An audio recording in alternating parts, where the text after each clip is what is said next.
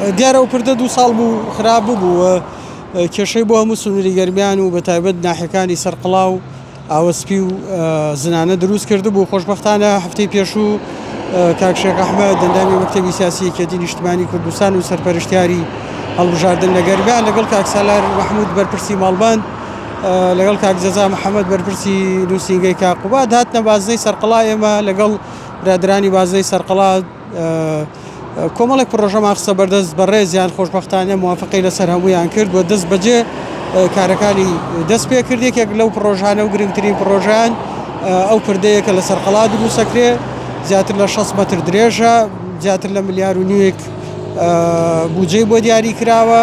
خۆشبەختانە ڕۆژی هەرە و ڕۆژەی جەنابیان ئەمریکی ڕۆژی دوایەوە دەست بەکار بوون، ئێستا ئیشی لێەکەن بە شێوەیەکی باش. یەکێکتر لەو پرۆژانەی ئێمە داوامان لێکردن بەڵبەندی تەندروستیەکەمان کارەبای نییە. خۆشبەختانە هەمان ڕۆژ ئەمری کرد و ئەمڕۆ سەردانی شوێنەکان کرد و لە سبەینەوە دەستەکەینە کارکردن تیا.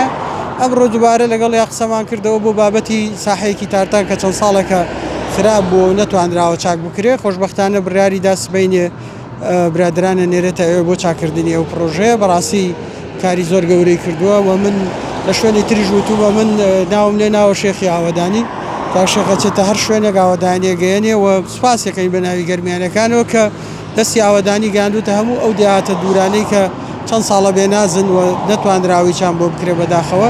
جێی خۆیەتی سوپاسی بکرێ. بەڕاستی